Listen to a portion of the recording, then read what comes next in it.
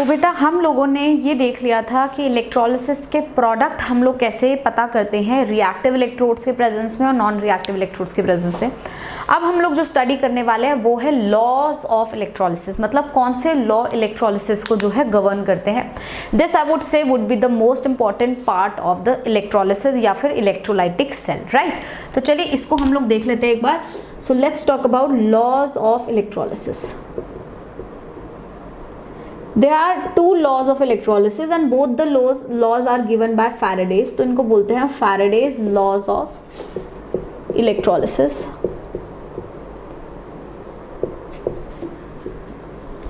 Faraday's law of electrolysis। तो first law of Faraday हमें क्या कहता है, जरा इसको समझते हैं। फर्स्ट लॉ हमें कहता है amount of substance deposited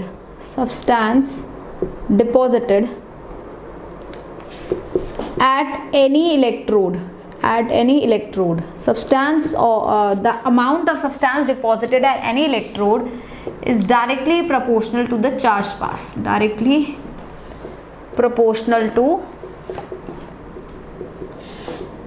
charge passed। इसका क्या मतलब है बेटा? इसका मतलब ये है कि आप जितना ज़्यादा चार्ज पास करोगे उतना ज़्यादा अमाउंट ऑफ सब्सटेंस जो डिपॉजिट हुआ है वो बढ़ेगा। जितना कम चार्ज पास करोगे उतना कम होगा अमाउंट ऑफ सब्सटेंस डिपॉजिटेड, और जितना ज़्यादा चार्ज पास करोगे उतना ज़्यादा होगा अमाउंट ऑफ चार्ज डिपॉजिटेड। ये चीज़ आपके लिए जो है काफ़ी इंपॉर्टेंट होती है। ज़रा समझते हैं ऐसा क्यों है और ऐसा मैंने किस बेसिस पे बोला। लेट्स से मेरे पास एक मेटल आयन है Mn+, जो कि n इलेक्ट्रॉन्स गेन करके जो है m बन के किसी भी इलेक्ट्रोड पे क्या हो रहा है, डिपॉजिट हो रहा है, ठीक है। तो अगर इसको देखा जाए तो मैं बोल सकती हूँ कि n मोल्स ऑफ इलेक्ट्रॉन्स हमने जब यूज़ करे तो 1 मोल ऑफ m जो है वो डिपॉजिट हुआ।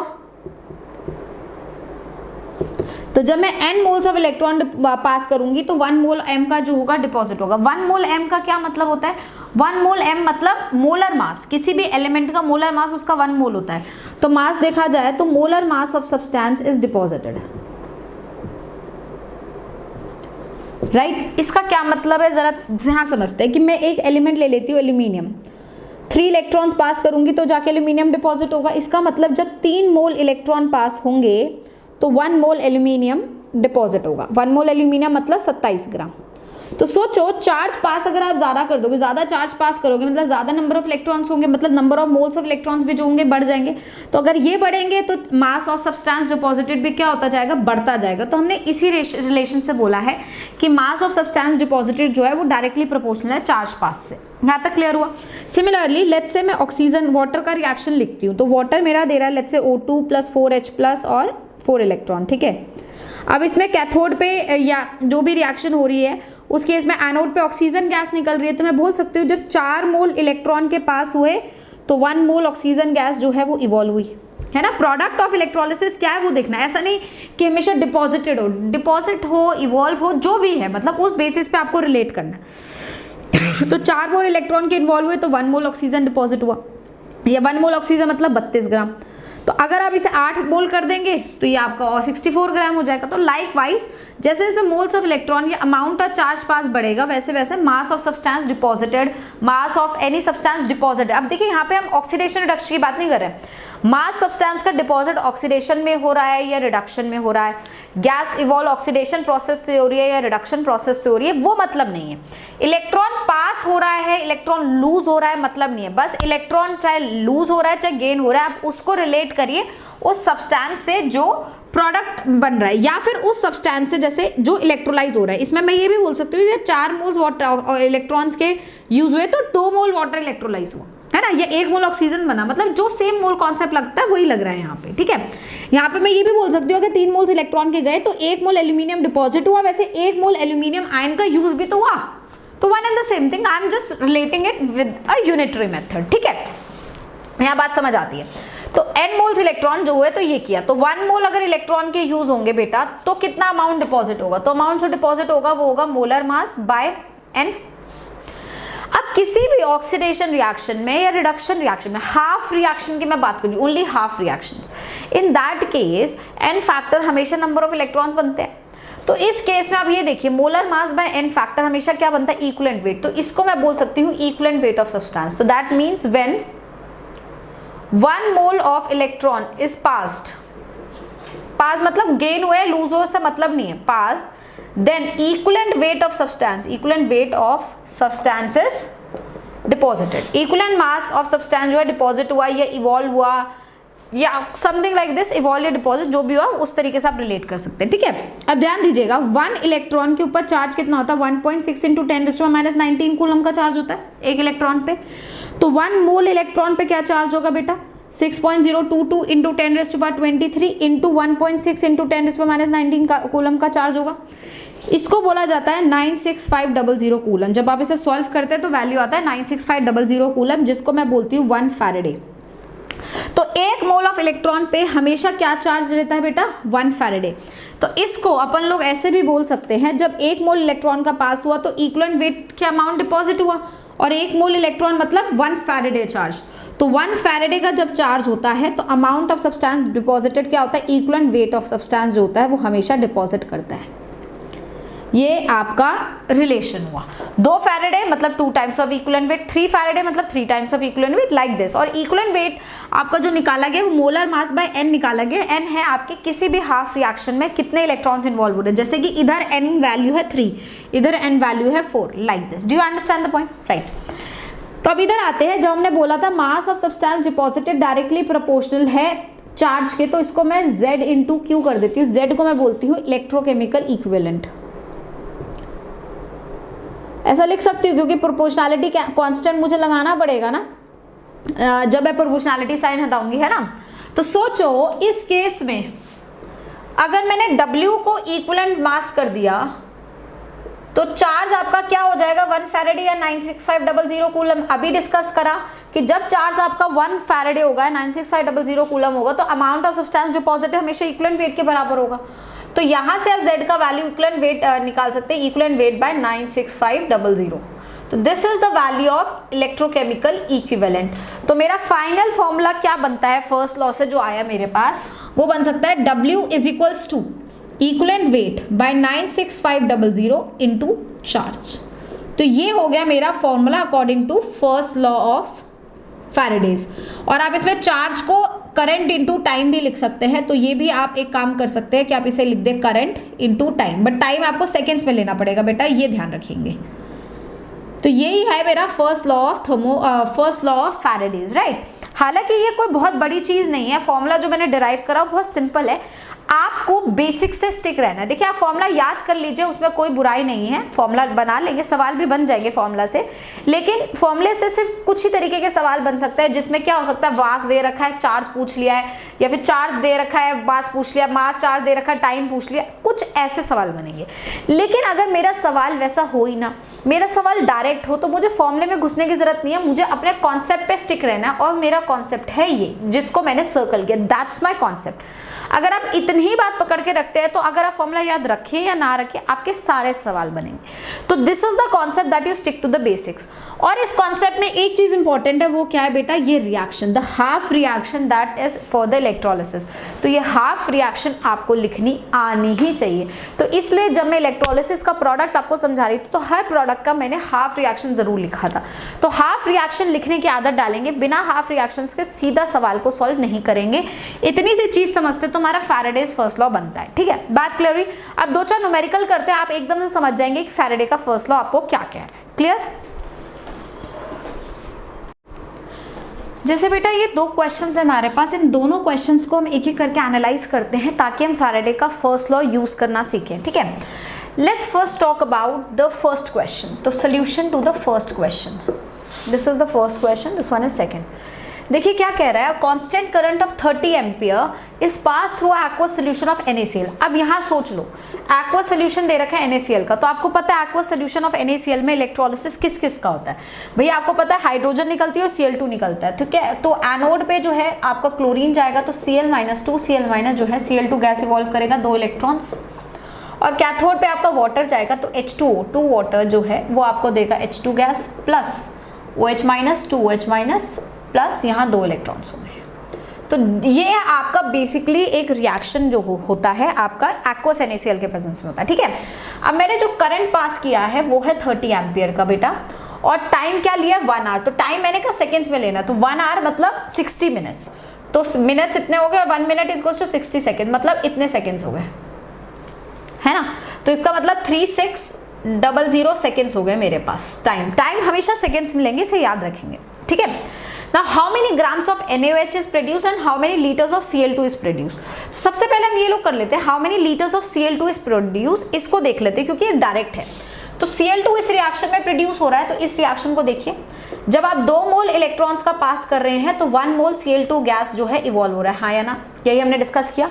2 मोल इलेक्ट्रॉन, 1 मोल इलेक्ट्रॉन पे क्या चार्ज होता है 1 फैरेडे, तो 2 मोल इलेक्ट्रॉन पे क्या चार्ज होगा 2 फैरेडे। 2 फैरेडे का मतलब समझ रहे, 2 × 96500 कूलम, 2 × 96500 कूलम।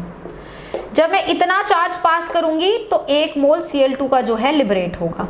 अब मैंने चार्ज कितना पास करा वो यहां से निकाल लो, I × T करके, तो 30 एम्पियर्स × 3600 सेकेंड्स, तो ये मेरा चार्ज है।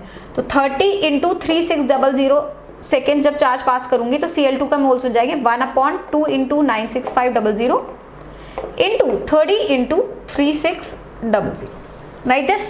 तो इतने मोल्स हो गए Cl2 के, और 1 मोल STP पे 22.4 लीटर देता है, तो वॉल्यूम ऑफ Cl2 प्रोड्यूस मेरे पास आ गया directly 30 into 3600 divided by 2 into 96500 into 22.4. Now we can solve it and get your answer.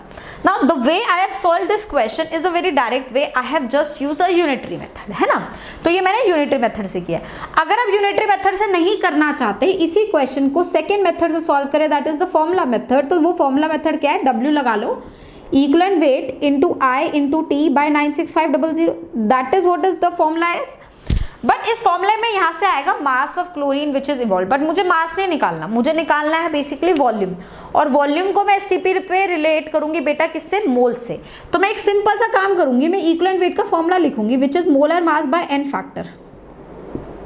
I can write it this way, है ना, इसमें कोई दिक्कत तो है नहीं भाई। Given mass by molar mass moles होता है, मैं डायरेक्टली फॉर्मूला को थोड़ा सा बदल दूंगी कि ये हो गए मेरे नंबर ऑफ मोल्स, ठीक है, मोल्स ऑफ Cl2, और ये बराबर होंगे किसके, charge into time by number of electrons कितने इन्वॉल्व हो रहे हैं Cl2 के लिए 2 × 96500, और चार्ज और टाइम तो वही है आपका 30 एम्पियर है और 3600 सेकेंड्स टाइम है, बाय 2 × 96500, इतने मोल्स हो गए। तो वॉल्यूम ऑफ Cl2 वही हो गए, जितने भी मोल्स आए हैं Cl2 के into 22.4। Isn't it the same. तो आप जो मर्जी अप्रोच यूज करिए, हमें कोई दिक्कत नहीं, इधर you can use the simple unitary method और you go it by formula, आपके आंसर में कोई फर्क नहीं पड़ेगा, ठीक है। तो आपको लॉजिक समझ आया कि आपको वॉल्यूम ऑफ Cl2 कैसे निकालनी है। तो आप पहले मोल्स निकाल दीजिए Cl2 के जो लिबरेट हो रहे, डिवाइडेड इनटू 22.4 लीटर कर दीजिए, right. So that is the one way. तो मैं सेकंड वे हटा रही हूँ क्योंकि आपको बेसिकली वॉल्यूम निकालना था, वो आप लोगों ने कैलकुलेट कर लिया है। Now let's come on to the first part of the chapter which is how many grams of NaOH is produce. ये अब द पॉइंट ये है कि NaOH बन कैसे रहा है बेटा, है ना, ये पॉइंट है। अब NaOH कैसे बन रहा है देखिए, NaOH ऐसे बन रहा है कि ये वाला जो रिएक्शन है ये OH माइनस आयंस प्रोड्यूस कर रहा है, और Na plus ions as it is present है सोल्यूशन में, क्योंकि Na प्लस आयंस इलेक्ट्रोलिसिस में नहीं गए हैं, तो वो Na प्लस और ये OH माइनस एक्चुअली में मिलकर हमें क्या बनाएंगे, NaOH। तो पॉइंट इज NaOH एक्चुअली में अब डिपेंड किसी ऊपर कर रहा है कि कितने मोल्स OH माइनस के प्रोड्यूस हो रहे हैं, हाँ या ना, है ना। क्योंकि देखो इस फॉर्मूले से मैं बोल सकती हूँ कि जितने भी मोल्स OH माइनस के प्रोड्यूस होंगे वो एक्चुअली में बराबर होंगे जितने भी मोल्स NaOH के प्रोड्यूस हुए, क्योंकि 1:1 का रेशियो है ना भाई। अगर कैल्शियम हाइड्रोक्साइड होता, सपोज कैल्शियम हाइड्रोक्साइड होता, मैं बोलते अगर 2 मोल्स आपके हाइड्रोक्साइड के तो 1 मोल कैल्शियम हाइड्रोक्साइड है, क्योंकि अब वहां पे आधा हो जाता है, क्योंकि फॉर्मूला ऐसा है। बट NaOH तो 1:1 है, तो जितने मोल्स OH माइनस के प्रोड्यूस होंगे उतने ही मोल्स किसके प्रोड्यूस होंगे, NaOH के, स्ट्रेट अवे।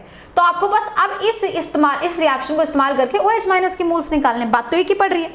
तो इस रिएक्शन में देखो सेकंड पार्ट में 2 मोल इलेक्ट्रॉन के यूज हो रहा है, मैं यूनिटरी मेथड ही कर रही हूँ क्योंकि I am sticking to the basics. तो अगर 2 मोल्स इलेक्ट्रॉन के यूज हो रहे हैं तो 2 मोल OH माइनस आयन प्रोड्यूस हो रहा है, या फिर 2 मोल NaOH प्रोड्यूस हो रहा है। आपका चार्ज कितना, 2 मोल का मतलब 2 × 96500 चार्ज है। आपके पास चार्ज कितना है, 30 × 3600, इतना चार्ज है कूलम्स। तो कितना हो गया, 2 तो कैंसिल हो गया आपका यहाँ से और यहाँ से, तो सिंपल मोल्स हो गए NaOH के आपका 1/96500 × 30 × 3600। So this is the moles of OH minus produced which can be taken equal to the moles of NaOH produced. Now what they are asking you is the mass. तो mass of NaOH मतलब molar mass से multiply कर दीजिए, मतलब 30 into 3600 divided by 96500 into 40 कर दूंगी, तो इतना मास प्रोड्यूस हो गया. Do you understand the point? तो क्वेश्चन बहुत सिंपल होते हैं, आप चाहे यूनिटरी मेथड पे स्टिक रहें या फिर आप जो है उससे स्टिक, आप जो है फॉर्मूला बेस्ड करिए, जो आपको अच्छा लगे वैसे करिए, आप सिर्फ डायरेक्ट सवाल बनेगा. बात क्लियर हुई बच्चे? तो ये हमने फर्स्ट क्वेश्चन सॉल्व कर लिया. Now let's head on to the second question, right?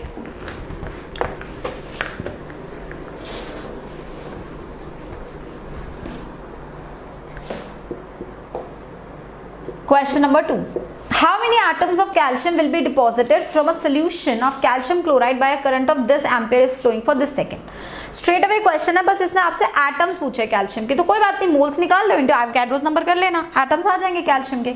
तो पहले इसको समझ लेते हैं, क्योंकि ये आपको बोल रहा है कि करंट आपने 25 मिली एम्पेयर का 60 सेकेंड्स करा है और एटम्स ऑफ कैल्शियम डिपॉजिट करा रहा है. कैल्शियम हालांकि एस ब्लॉक एलिमेंट है, बट कहीं पे भी इसने ये नहीं बोला है कि आपका एक्वस है या क्या. इसने हालांकि सोल्यूशन बोला है, बट सोल्यूशन जो एक जनरल चीज़ है, सोल्यूशन मोल्टेड भी हो सकता है और एक्वस भी हो सकता है ना. क्योंकि अब मुझे कैल्शियम को ही डिपॉजिट कराना है तो ऑब्वियसली मैं मोल्टन कंसीडर करूंगी, ठीक है. डिस्चार्ज पोटेंशियल का कॉन्सेप्ट नहीं लेकर आ रही यहाँ पे, ठीक है. क्यों? क्योंकि मुझे यहाँ एक्वस सोल्यूशन तो बोला नहीं है. अगर एक्वस बोला होता तो कैल्शियम के एलिमेंट्स डिपॉजिट ही नहीं होते, वो तो इनफैक्ट कौन डिपॉजिट होता, हाइड्रोजन गैस से फॉलो होती. तो सबसे पहली चीज यहाँ पे मोल्टन सोल्यूशन होगा. एंड नेक्स्ट चीज यहाँ पर ये है कि इस केस में कैल्शियम डिपॉजिट कराना मतलब कैल्शियम आयन 2 इलेक्ट्रॉन गेन करके कैल्शियम बन जाएंगे, and this reaction will technically occur at your cathode, right.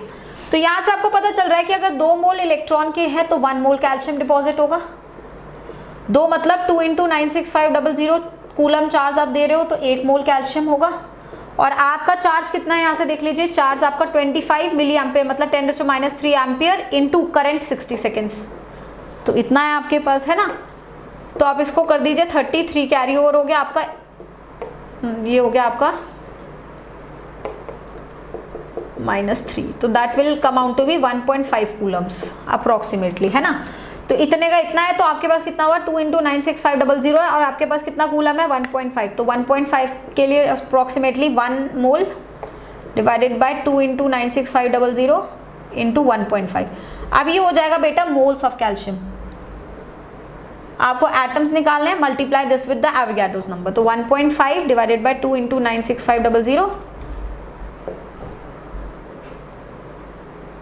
You get your answer, right. Straight away question से चाहे तो फॉर्मूला से यूज करो, चाहे आप यूनिटरी मेथड से यूज करो. बात क्लियर हुई?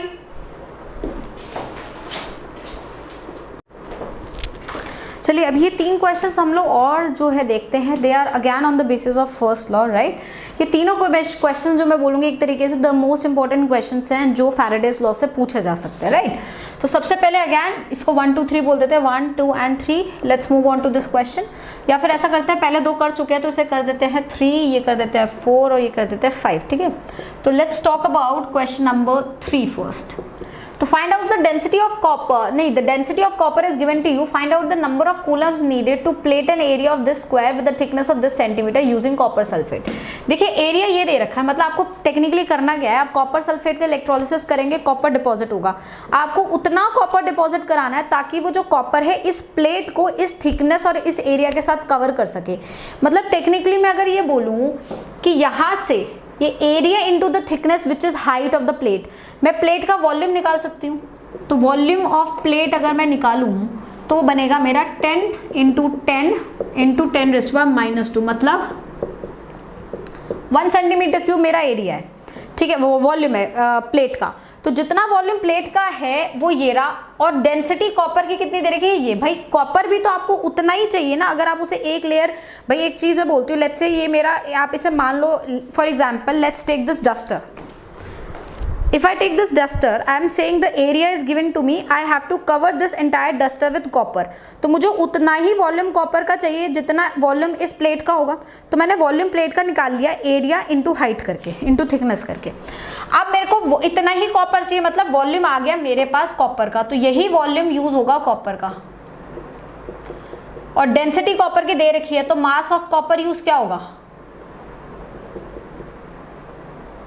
डेंसिटी होती है आपकी मास अपॉन वॉल्यूम, तो मास हो गया आपका डेंसिटी इंटू वॉल्यूम, तो मास होगा, ये आपका डेंसिटी है ग्राम पर ml, और ml is centimetre cube, right, into 1, so that makes it 8.94 ग्राम। मतलब मुझे इतना ग्राम कॉपर जो है चाहिए, और वो कॉपर आएगा कहाँ से, इसके इलेक्ट्रोलिसिस से आएगा, कॉपर सल्फेट के इलेक्ट्रोलिसिस से आएगा। तो कॉपर सल्फेट के इलेक्ट्रोलिसिस में से कॉपर आयंस जब डिपॉजिट होंगे तो वो ऐसे होंगे। मुझे मास कितना डिपॉजिट कराना है मेरे पास है, तो मैं एक सिंपल सी बात करती हूँ कि अगर 2 फैराडे है तो मेरा 1 मोल कॉपर डिपॉजिट होता है। 1 मोल कॉपर मतलब 63.5 ग्राम जो है कॉपर का डिपॉजिट होता है।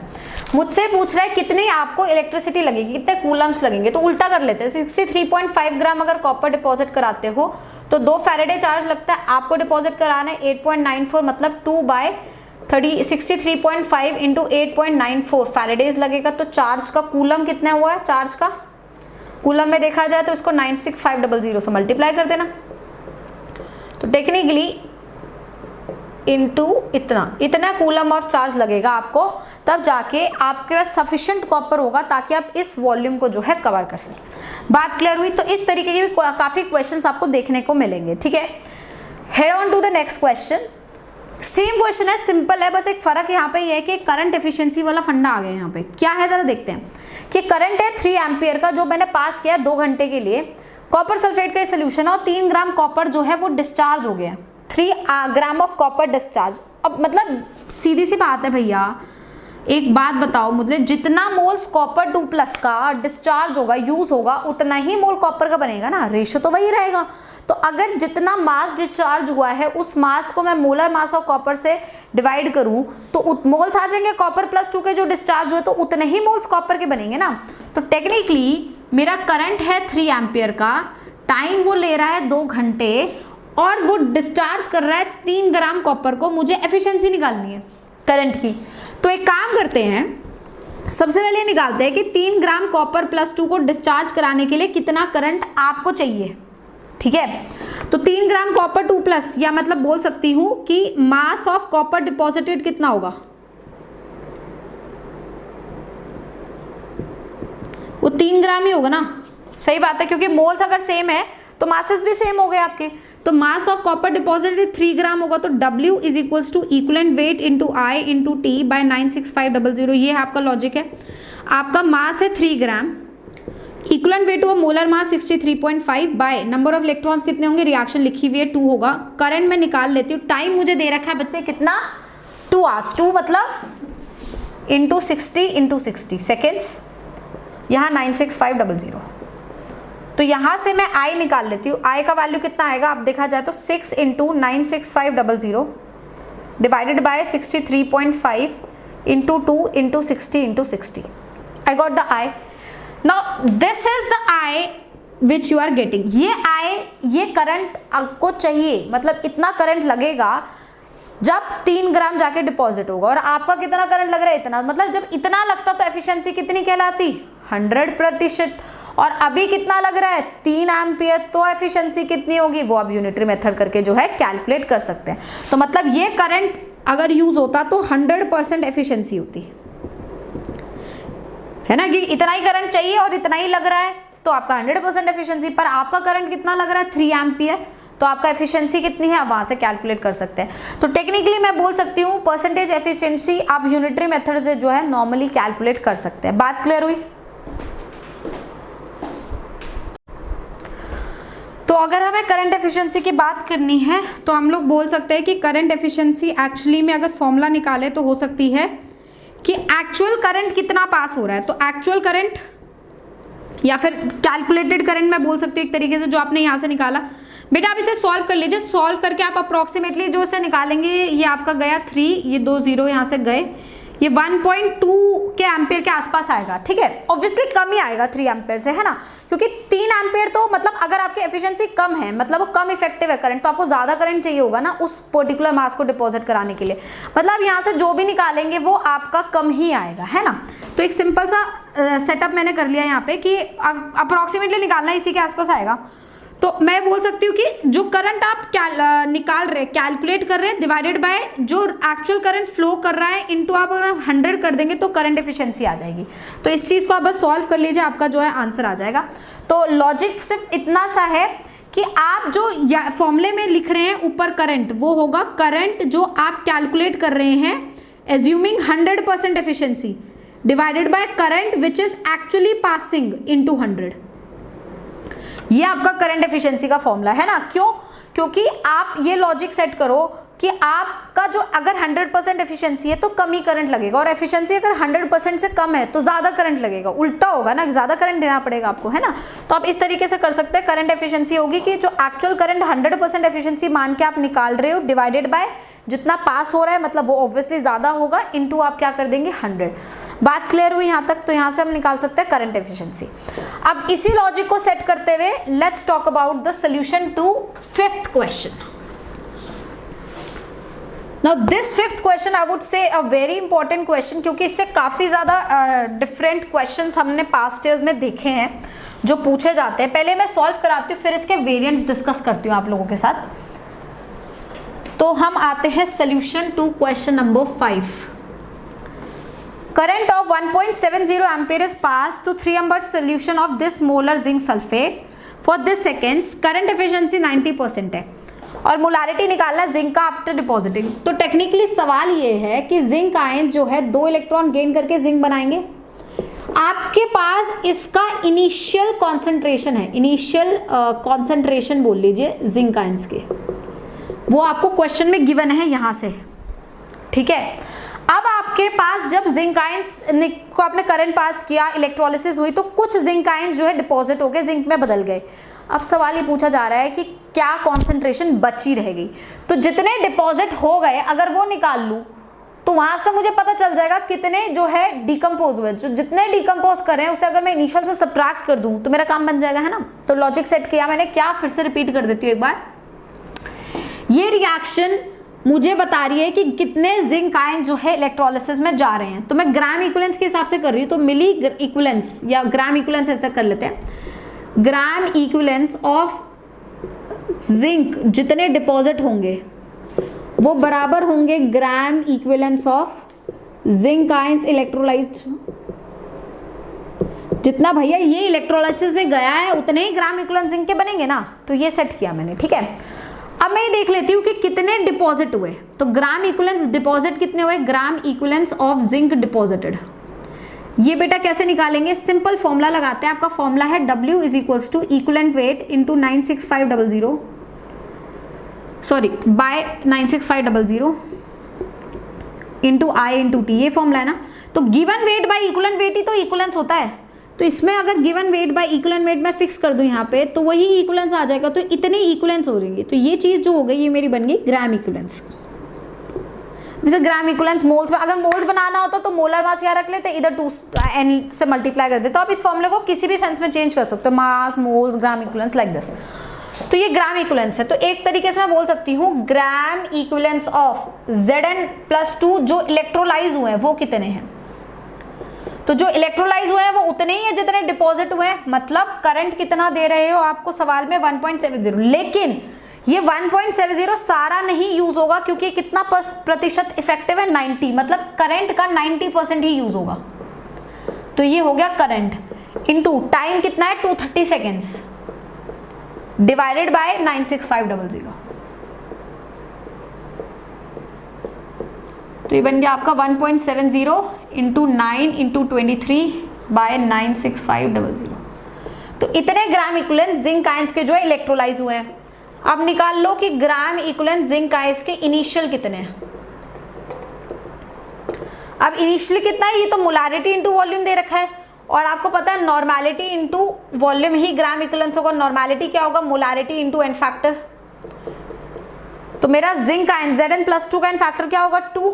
तो मोलारिटी दे रखी है 0.160 इंटू 2 इंटू वॉल्यूम 300। पर ये मेरा ग्राम इक्विवेलेंस ना मिलीग्राम इक्विवेलेंस होंगे तो इसमें 1000 से मैं डिवाइड कर देती हूँ, ठीक है। तो इतने इनिशियल प्रेजेंट है तो मैं निकाल लेती हूँ gram equivalents of zinc ions left after electrolysis. तो जो भी इनिशियल है 0.160 इंटू इसको मैं 600 कर रही हूँ बेटा बाय 1000। तो मैं इसको जो है लिख रही हूँ दिस माइनस ये वाला वैल्यू। तो 1.70 इंटू 23 इंटू 9 बाय 96500। तो if you solve it you will get your answer. तो I can basically write it as 0.16 into 6 minus इसको भी ऐसे कर देते हैं 1.7 इंटू 23 इंटू 9 बाय 9650. तो you solve it and what ever you get would be the zinc ions का ग्राम equivalence. अब इस केस में आपको बच्चा वॉल्यूम के बारे में कोई इंफॉर्मेशन नहीं दिया है तो वॉल्यूम को सेम मान सकते हैं और आपसे पूछ रहा मोलारिटी या फिर आप नॉर्मेलिटी निकाल लीजिए. तो अगर ये ग्राम इक्विवेलेंस है तो नॉर्मेलिटी इंटू वॉल्यूम होगा ग्राम इक्विवेलेंस. वॉल्यूम में सेम ही ले रही दोनों जगह. तो इस केस में आप देखेंगे अगर आप इसको इसके बराबर कर दीजिए, लेट्स से वैल्यू मेरा x आ रहा है तो ये x के बराबर हो रहा है तो नॉर्मेलिटी हुआ x by 300 into 1000 of course, क्योंकि ये आपका ml में होगा तो 1000 से आप मल्टीप्लाई करेंगे. और नॉर्मेलिटी मोलारिटी के बराबर होता है तो मोलारिटी इंटू n फैक्टर आपका 2 है तो मोलारिटी आपका हो गया x इंटू 1000 बाय 300 इंटू 12. अब आप एक काम करना बच्चे, x में ना ये जो मैंने 0 काटे इसको मत करना, क्योंकि आप देख रहे हैं यहाँ पे आपको 300 का फैक्टर वापस लेकर ही आना पड़ रहा है. तो ये 600 सीधा 300 जाएगा, आपका कैलकुलेशन ईजी हो जाएगा, है ना. बट एनीवेज कैलकुलेशन आप कर लीजिएगा. मेरे को कॉन्सेप्ट समझाना था तो कॉन्सेप्ट मैंने समझा दिया. बात आपको समझ आई. इस तरीके से आप क्वेश्चंस कर सकते हैं. अब इसके वेरिएंट्स क्या है? देखिए इसका सबसे इंपॉर्टेंट वेरिएंट ये है कि सवाल में यहाँ मैंने आपसे जिंक के बारे में इंफॉर्मेशन ली और आपको पता है सल्फेट मैंने ऐसे ही छोड़ रखा है. बट अगर मैं इसका इलेक्ट्रोलिसिस करूंगी, ये तो चलो डी ब्लॉक का एलिमेंट है, ये इलेक्ट्रोलाइज होगा, पर सल्फेट तो नहीं होगा. इसकी जगह कौन इलेक्ट्रोलाइज होगा? सल्फेट की जगह कौन इलेक्ट्रोलाइज होगा? आपका OH माइनस जाएगा.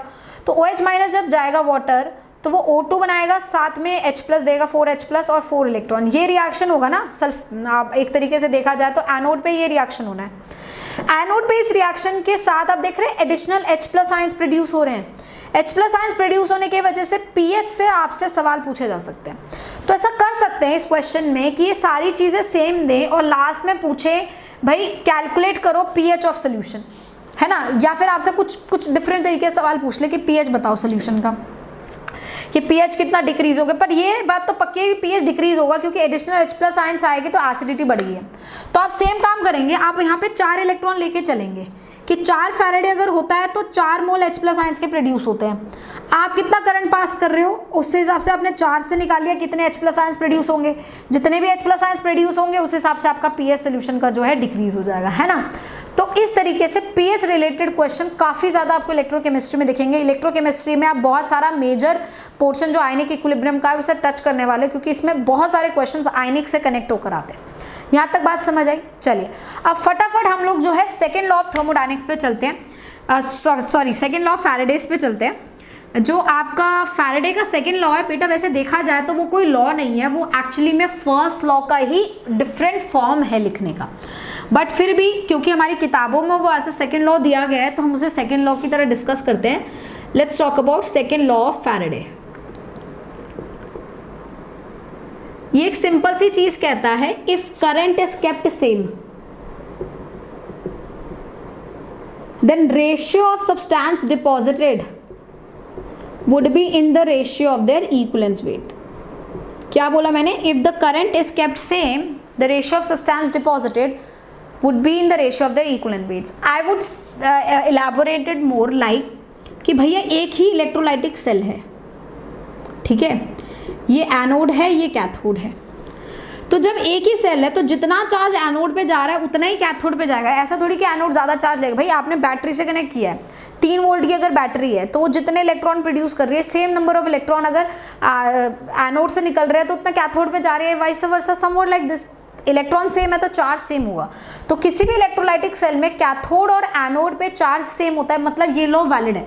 तो किसी एक इलेक्ट्रोलाइटिक सेल में amount of substance which is present at anode का रेशियो अगर ले amount of substance which is present at cathode would be similar to equivalent weight of substance at anode by equivalent weight of substance at cathode. ये true होगा, इसको आप मान सकते हैं. क्यों? क्योंकि आपको पता है W जो है वो है equivalent weight into charge by 96500. तो अगर चार्ज सेम, ये तो कांस्टेंट है, इसका मतलब W सिर्फ किससे रिलेट होगा? इक्विवेलेंट वेट से रिलेट होगा ना. तो रेशियोज इसी बेस में होगा. तो अगर एक सेल आप ले रहे हो तो उस सेल में अगर अमाउंट ऑफ एनोड पता है तो आप अमाउंट ऑफ कैथोड निकाल सकते हैं, कैथोड पता है तो एनोड निकाल सकते हैं, लाइक दिस. फॉर एग्जाम्पल मैं आपको बोलती हूँ कि भैया मतलब मेरा इलेक्ट्रोलाइटिक सोल्यूशन है let's say aqueous copper sulphate का, ठीक है. इसमें मैंने करंट पास किया, amount of copper deposited at cathode is let's say I'll assume 15 gram. Calculate volume of oxygen gas at anode. Anode पे ऑक्सीजन गैस निकलेगी, ये तो सही है क्योंकि एक्वस कॉपर सल्फेट ले रहे हैं, तो कॉपर 2+ आयंस तो इलेक्ट्रॉन गेन करके कॉपर बन के डिपॉजिट हो जाएंगे कैथोड पर एनोड पे तो सल्फेट नहीं जाएगा ना, वाटर जाएगा. तो 2 वाटर जो है वो जाएगा और आपको जो है लिबरेट करेगा oxygen gas plus 2OH minus 2 electron, ये होगा. तो आपको इनको रिलेट करना है. तो क्योंकि एक ही सेल है तो कैथोड और एनोड पे आप सेकेंड लॉ लगा सकते हो. तो amount of copper deposited by amount of oxygen deposited would be in the ratio of equivalent weights. तो equivalent weight of copper by equivalent weight of oxygen. अब ये वाला पॉइंट आपके लिए इंपॉर्टेंट है. देखिए मास ऑफ कॉपर डिपॉजिटेड क्या है, कॉपर का मास आपको दे रखा है 15 ग्राम. मास ऑक्सीजन का आप निकाल लेंगे कैसे, इक्विवेलेंट वेट कॉपर का निकालो. तुम एटॉमिक वेट कॉपर का 63.5 और कॉपर वाली रिएक्शन में इलेक्ट्रॉन कितने इन्वॉल्व हो रहे हैं 2. ऑक्सीजन का मोलर मास 32 और इलेक्ट्रॉन कितने इन्वॉल्व हो रहे हैं 2. देखिए इस पर्टिकुलर केस में बाय चांस की बात है दोनों सेम है, बट हो सकता है यहाँ कोई अदर रिएक्शन हो उसमें x इलेक्ट्रॉन हो. तो आपको जब इक्विवेलेंट वेट निकालना है दोनों का अलग अलग, तो दोनों के नंबर ऑफ इलेक्ट्रॉन जो भी है वो अलग अलग कंसीडर करने हैं. ठीक है, नेट रिएक्शन के नहीं कंसीडर करने. तो अलग अलग कंसीडर करेंगे, ये कैंसिल हो गया. यहाँ से आप मास ऑफ ऑक्सीजन निकाल लेंगे, फिर आप मोल्स ऑफ ऑक्सीजन निकाल लेंगे कि जो भी मास आए उसे 32 से मल्टीप्लाई कर दीजिए तो वॉल्यूम निकाल लेंगे STP पे. ये STP पे ही हम कर पाएंगे. तो जो भी मोल्स आया उसे आप किससे कन्वर्ट करके 22.4 से मल्टीप्लाई कर दीजिए, है ना. तो हालांकि अगर मैं सेकंड लॉ नहीं भी बताती तो भी आप ऐसे सवालों को कर पाते. क्यों? क्योंकि आपको पता है कि चांस तो सेम ही रहना है और फॉर्मूला मैंने कौन सा लगाया, फर्स्ट लॉ ही लगाया. तो यही चीज होती है. ठीक है, अब ये मैंने क्वेश्चन आपको इस रिस्पेक्ट में पूछा एक ही मतलब सेल का, एक सेल का. अब जरूरी नहीं है वो आपसे क्वेश्चन एक ही सेल का पूछे. ऐसा भी तो हो सकता है ना कि मैंने 2-3 इलेक्ट्रोलाइटिक सेल जो है आपस में सीरीज में लगा दिए. मतलब यहाँ जो इलेक्ट्रोड था वो इसके साथ कनेक्ट कर दिया मैंने वायर से, ये वाला इसके साथ कनेक्ट कर दिया लाइक दिस. तो यहाँ पे मैंने सारे इलेक्ट्रोलाइटिक सेल आपस में किस में लगा दिए, सीरीज में. मतलब मैंने एक जगह जिंक का सेल, कॉपर का और सिल्वर का, ये सारे इलेक्ट्रोलाइटिक सेल आपस में सीरीज में लगा दिए.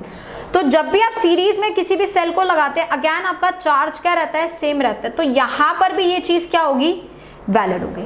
तो अगर यहाँ पे जिंक, कॉपर, सिल्वर के 3 सेल्स है, तीनों को उन्होंने सीरीज में लगा दिया और पूछ रहा है कि इनका अमाउंट की मतलब इनका अगर आप मास ले रहे हैं तो वो किस रेशियो में डिवाइड होगा, तो बताइए. तो सीरीज वाले सवालों में भी आप सेकेंड लॉ लगा सकते हैं या किसी एक पर्टिकुलर क्वेश्चन में भी एक ही इलेक्ट्रोलाइटिक सेल दे रखा है तो भी आप ये काम कर सकते हैं. ठीक है, अब एक बार मैं सीरीज का एग्जाम्पल आपको दे देती हूँ.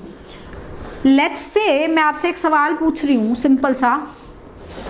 मेरा सवाल ये है कि मेरे पास एक जिंक सल्फेट एक सेल है जिसमें जिंक सल्फेट का इलेक्ट्रोलाइट है, इसमें एक में कॉपर सल्फेट है, एक में सिल्वर नाइट्रेट है. ये तीनों सेल जो हैं इनको मैंने सीरीज में कनेक्ट कर दिया है.